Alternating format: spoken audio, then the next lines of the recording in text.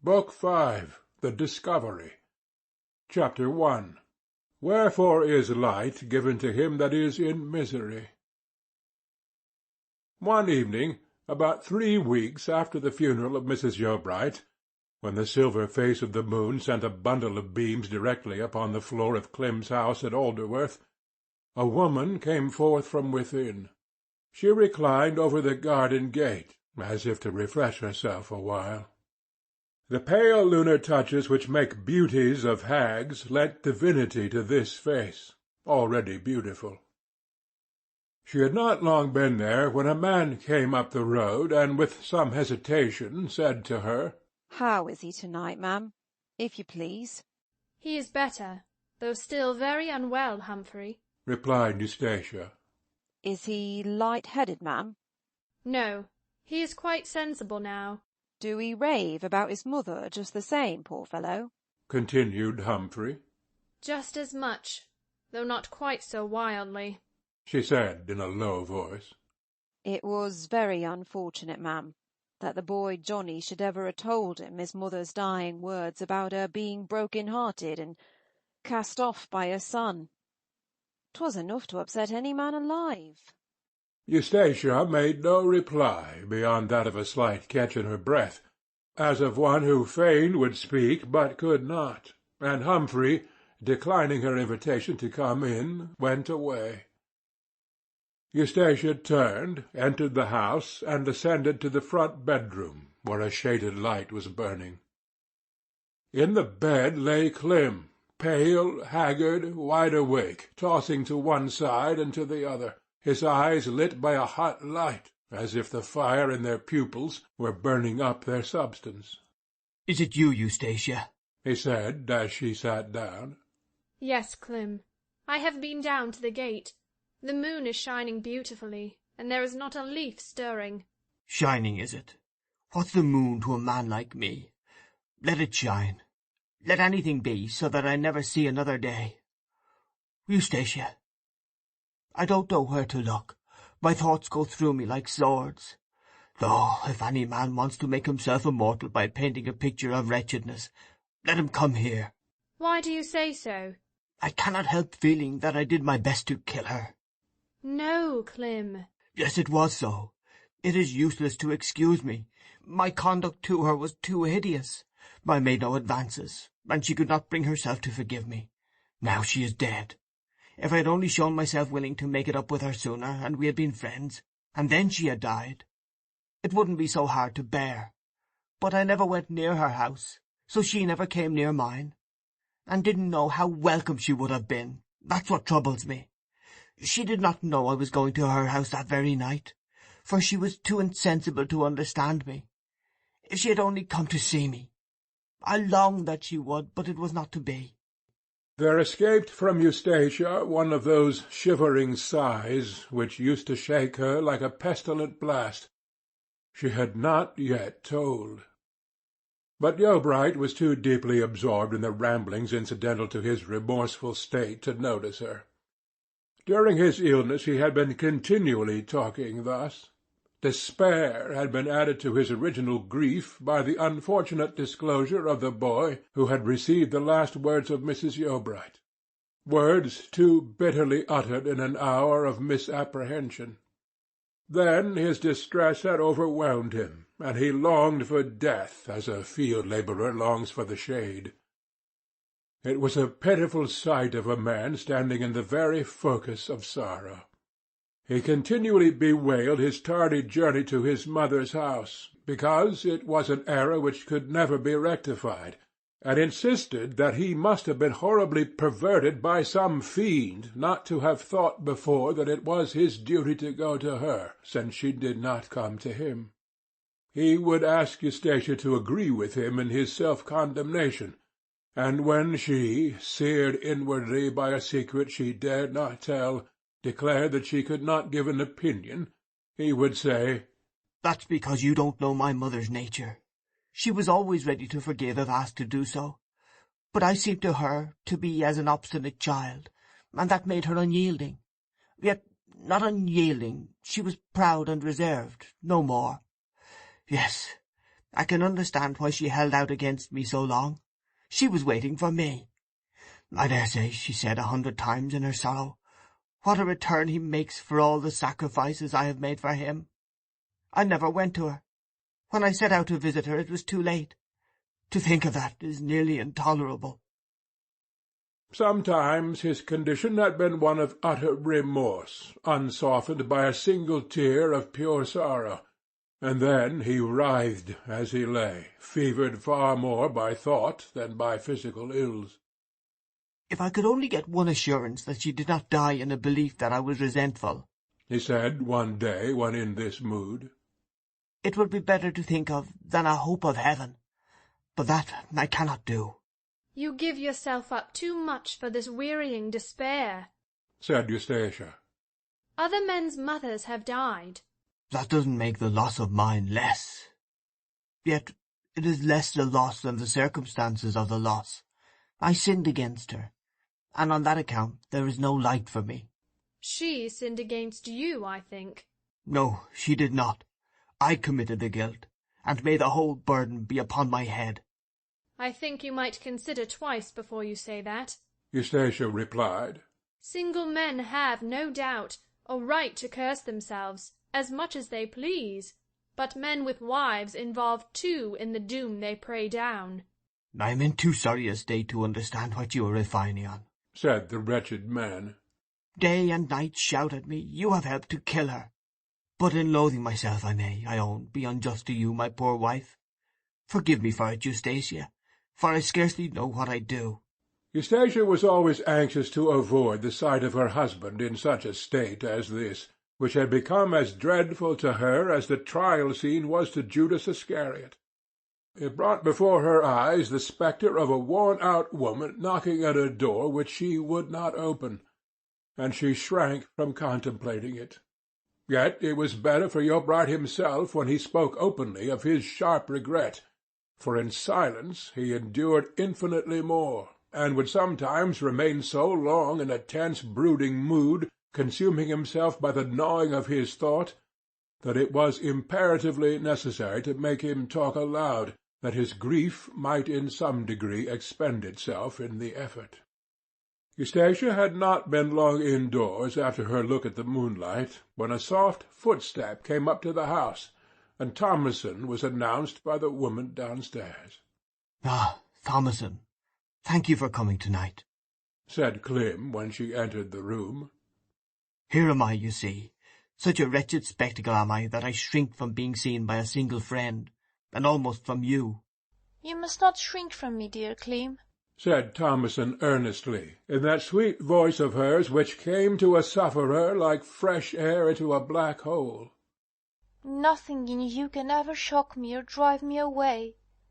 I have been here before, but you don't remember it. Yes, I do. I am not delirious, Thomason, nor have I been so at all. Don't you believe that if they say so? I am only in a great misery at what I have done, and that, with the weakness, makes me seem mad. But it has not upset my reason. Do you think I should remember all about my mother's death if I were out of my mind? No such good luck. 2 months and a half, Thomason, the last of her life, did my poor mother live alone, distracted and mourning because of me. Yet she was unvisited by me, though I was living only 6 miles off. 2 months and a half, 75 days did the sun rise and set upon her in that deserted state which a dog didn't deserve. Poor people who had nothing in common with her would have cared for her and visited her had they known her sickness and loneliness. But I, who should have been all to her, stayed away like a cur. If there is any justice in God, let him kill me now. He has nearly blinded me, but that is not enough. If he would only strike me with more pain, I would believe in him forever. Hush, hush. Oh, pray, Clym, don't say it, implored Thomason, affrighted into sobs and tears, while Eustacia, at the other side of the room, though her pale face remained calm, writhed in her chair. Clym went on without heeding his cousin. But I am not worth receiving further proof, even of heaven's reprobation. Do you think, Thomason, that she knew me? That she did not die in that horrid mistaken notion about my not forgiving her? which I can't tell you how she acquired. If you could only assure me of that. Do you think so, Eustacia? Do speak to me. I think I can assure you that she knew better at last, said Thomason. The pallid Eustacia said nothing. Why didn't she come to my house? I would have taken her in and showed her how I loved her in spite of all. But she never came, and I didn't go to her, and she died on the heath like an animal kicked out, nobody to help her till it was too late.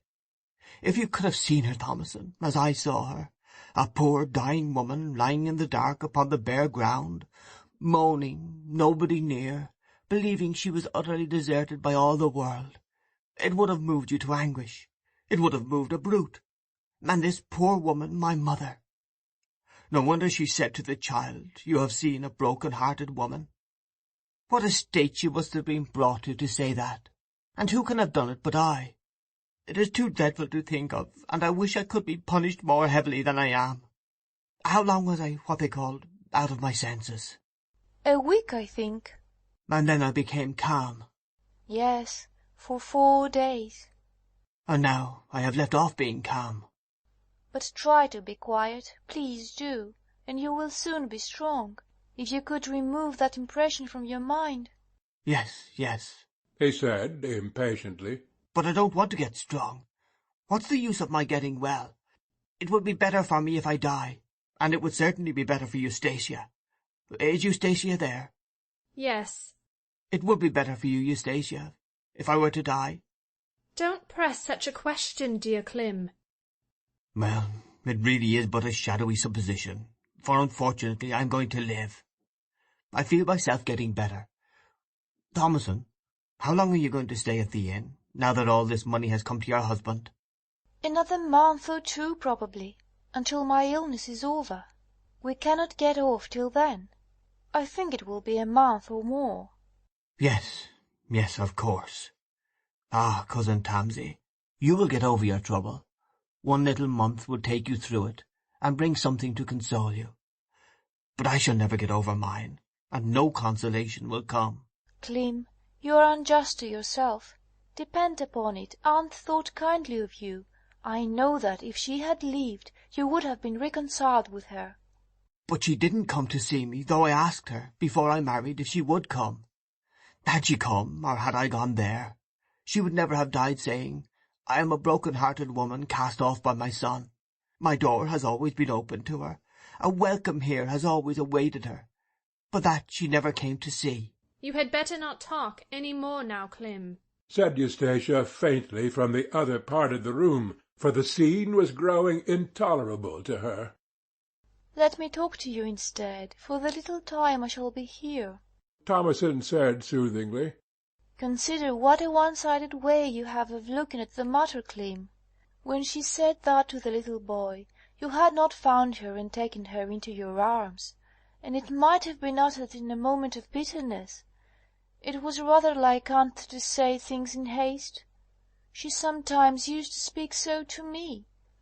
Though she did not come, I am convinced that she thought of coming to see you. Do you suppose a man's mother could live 2 or 3 months without one forgiving thought? She forgave me, and why should she not have forgiven you? You laboured to win her round. I did nothing. I, who was going to teach people the higher secrets of happiness, did not know how to keep out of that gross misery which the most untaught are wise enough to avoid. How did you get here tonight, Thomason? said Eustacia. Damon set me down at the end of the lane. He has driven into East Egdon on business, and he will come and pick me up by and by. Accordingly, they soon after heard the noise of wheels. Wildeve had come, and was waiting outside with his horse and gig. Send out and tell him I will be down in 2 minutes, said Thomason. I will run down myself, said Eustacia. She went down. Wildeve had alighted, and was standing before the horse's head when Eustacia opened the door. He did not turn for a moment, thinking the comer Thomason. Then he looked, startled ever so little, and said 1 word. "Well?" I have not yet told him, she replied in a whisper. Then don't do so till he is well. It will be fatal. You're ill yourself. I am wretched. Oh, Damon, she said, bursting into tears. I cannot tell you how unhappy I am. I can hardly bear this. I can tell nobody of my trouble. Nobody knows of it but you. Poor girl, said Wildeve, visibly affected at her distress, and at last led on so far as to take her hand. It is hard, when you've done nothing to deserve it, that you should have got involved in such a web as this. You were not made for these sad scenes. I am to blame most. If I could only have saved you from it all. But, Damon, please, pray tell me what I must do. To sit by him hour after hour, and hear him reproach himself as being the cause of her death, and to know that I am the sinner, if any human being is at all, drives me into cold despair. I don't know what to do. Should I tell him, or should I not tell him? I always am asking myself that. Oh, I want to tell him, and yet I am afraid. If he find it out, he must surely kill me, for nothing else will be in proportion to his feelings now. Beware the fury of a patient man sounds day by day in my ears as I watch him. Well, wait till he is better, and trust to chance. And when you tell, you must only tell part, for his own sake. Which part should I keep back? Wildeve paused. That I was in the house at the time, he said in a low tone. Yes, it must be concealed, seeing what has been whispered. How much easier are hasty actions than speeches that will excuse them. If he were only to die, Wildeve murmured. Do not think of it. I would not buy hope of immunity by so cowardly a desire, even if I hated him. Now I am going up to him again. Thomasin bade me tell you she would be down in a few minutes. Good-bye. She returned, and Thomasin soon appeared. When she was seated in the gig with her husband, and the horse was turning to go off, Wildeve lifted his eyes to the bedroom windows. Looking from one of them, he could discern a pale, tragic face watching him drive away. It was Eustatia's. End of Book 5, Chapter 1.